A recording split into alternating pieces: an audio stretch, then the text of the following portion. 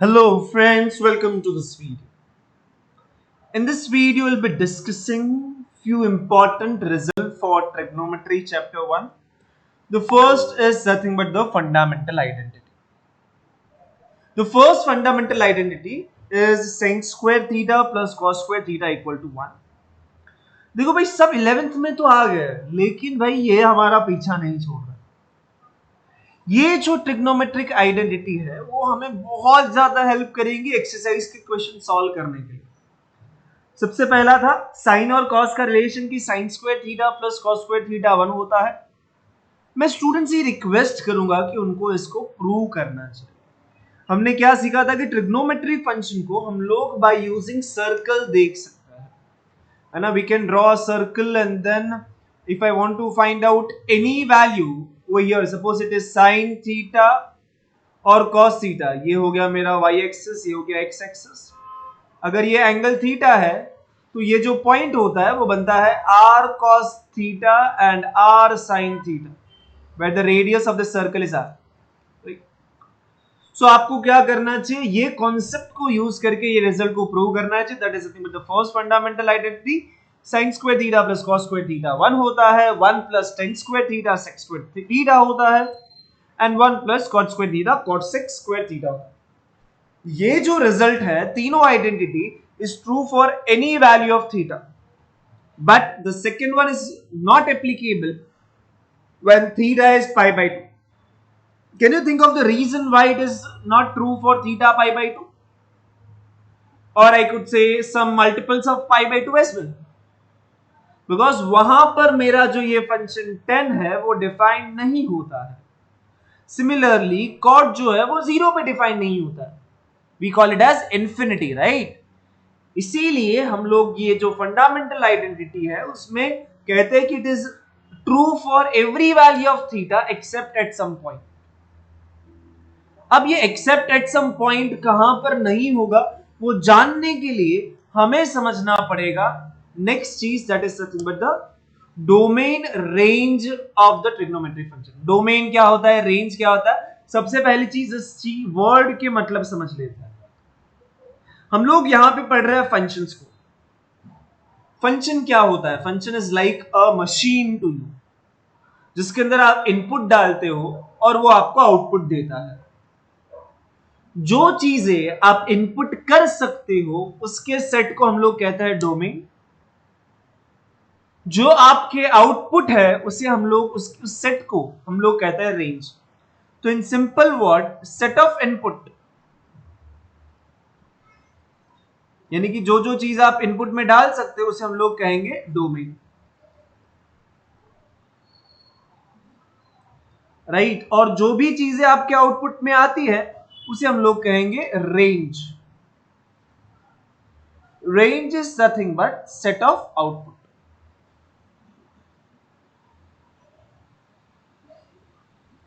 हमें जानना होगा कि ट्रिग्नोमेट्रिक फंक्शन में आप क्या इनपुट दे सकते हो, क्या आउटपुट दे सकते हो। उसको जानने का एक इजी तरीका होता है उसके ग्राफ को ऑब्जर्व किया जाए।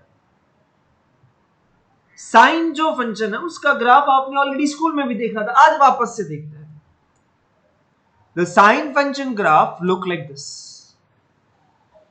है ना। साइन 0 जो होता है उसका वैल्यू 0 है, साइन पाई बाई 2 पे उसका वैल्यू 1 हो जाता है, साइन पाई पे वैल्यू अगेन 0 हो जाता है, साइन 3 पाई बाई 2 पे वैल्यू -1 हो जाता है। अगर मैं इसी को आगे लेके जाऊंगा तो at 2 pi the value again becomes 0,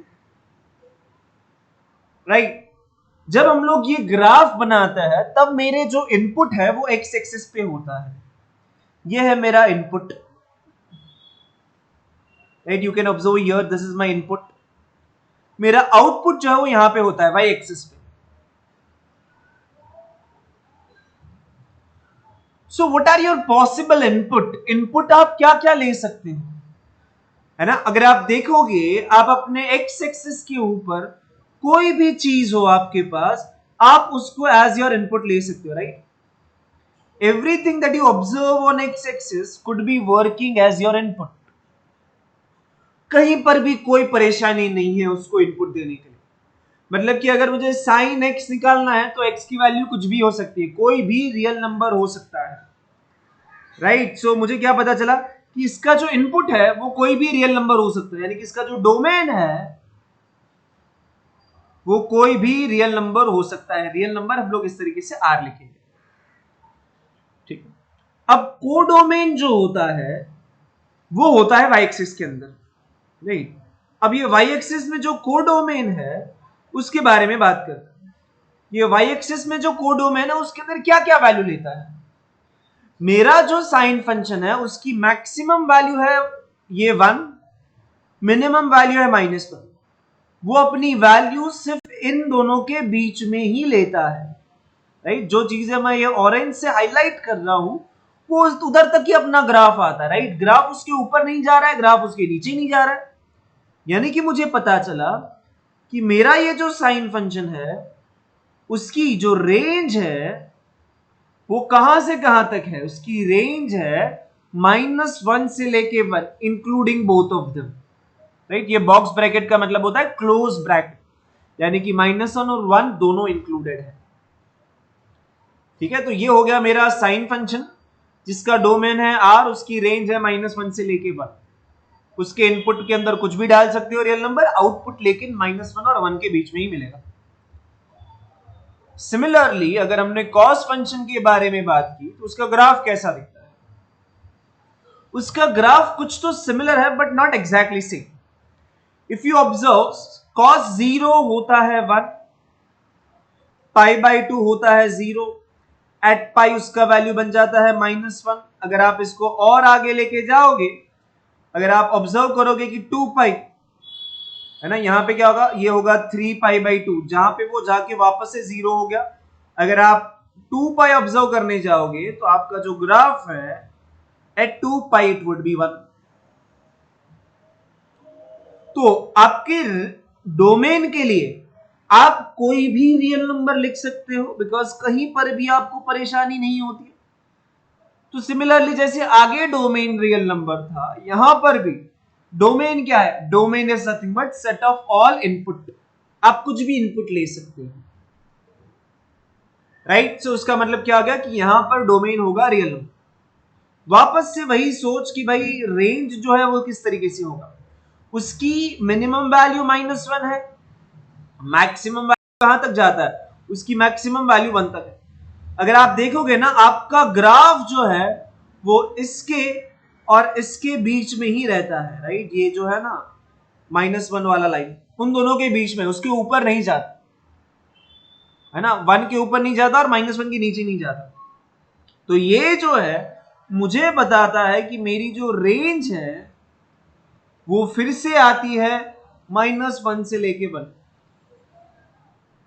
उसी के साथ अगर आप इस ग्राफ को इस पॉइंट से आगे लेके जाओगे, यानी कि 2 पाई के आगे लेके जाओगे, तो वो सेम पैटर्न को फॉलो करेगा। जैसे कि यहां पर इसके आगे जो है वो सेम पैटर्न यानी कि सेम कर्व को फॉलो करता है। इसे हम लोग कहते हैं हमारे फंक्शन की पीरियोडिसिटी।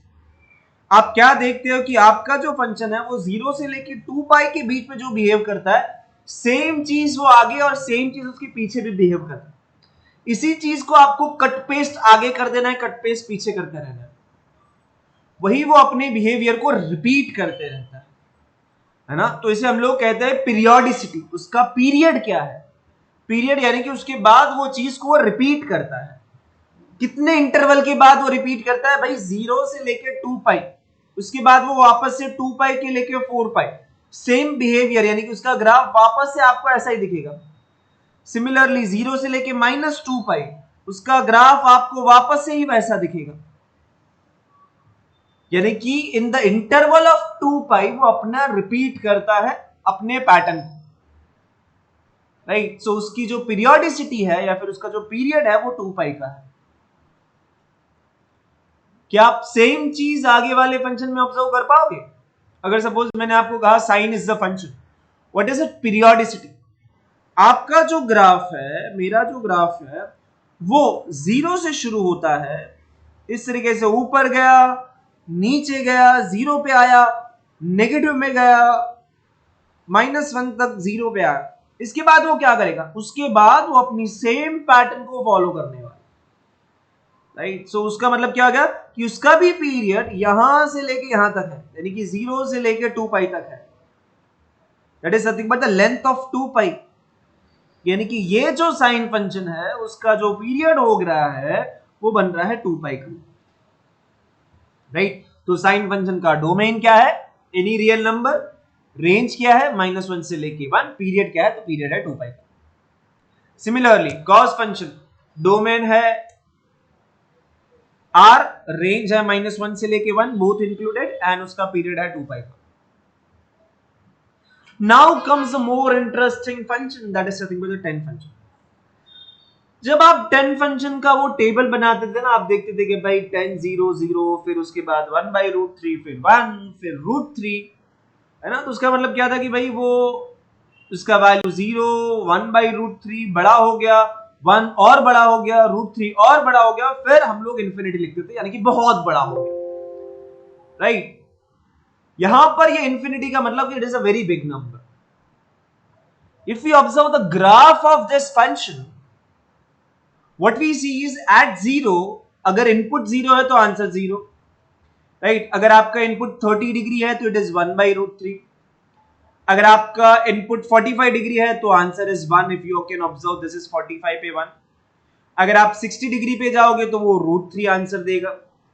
लेकिन जैसे जैसे आप 90 डिग्री की क्लोज जाओगे, आपका फंक्शन इंफिनिटी की तरफ अप्रोच करेगा, इंफिनिटी यानी कि बढ़ते ही जाएगा। What we are learning over here, यानी कि उसका वैल्यू बढ़ते जाता है। लेकिन at π/2, my 10 at π/2 is approaching towards infinity, but what we said, it is not defined, उसकी कोई वैल्यू नहीं है। When I write infinity यानी कि वो बढ़ते ही जा रहा है, बढ़ते ही जा रहा है, लेकिन क्या है नहीं पता। इसीलिए आप ऑब्जर्व करोगे, जब हम लोग ने 1 + tan theta square is equal to 1 + tan square theta is same as what?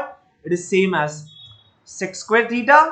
ये जो फॉर्मूला लिखा, वहां पे लिखा कि भाई थीटा का वैल्यू π/2 नहीं होना चाहिए, बिकॉज एट π/2 tan ही डिफाइन नहीं है।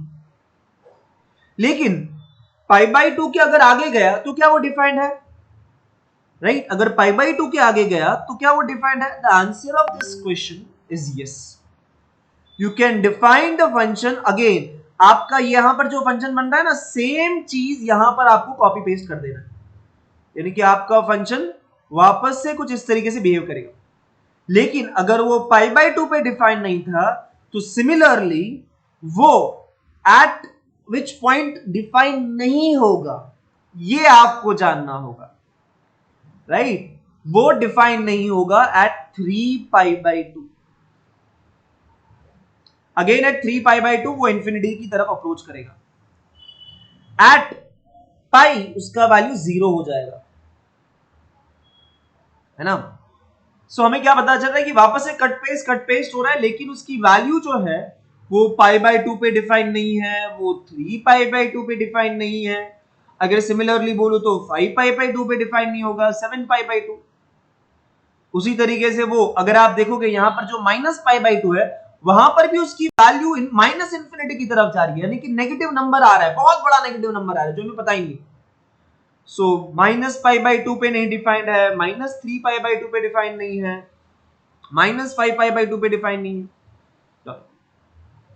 सो हमें पता चला मेरे 10 फंक्शन के लिए डोमेन के अंदर आप हर एक चीज ले सकते हो, है ना। यहां पर x के अंदर सब कुछ ले सकते हो, लेकिन आप कोई भी ऑड मल्टीपल देखोगे, 1 3 5 -1 -3 -5, आप कोई भी ऑड मल्टीपल ऑफ π/2 नहीं ले सकते, राइट। सो मेरा जो डोमेन है, मेरा जो भी डोमेन होगा उसके अंदर हर कोई रियल नंबर चलेगा, लेकिन ऑड मल्टीपल ऑफ π/2 नहीं चलेंगे।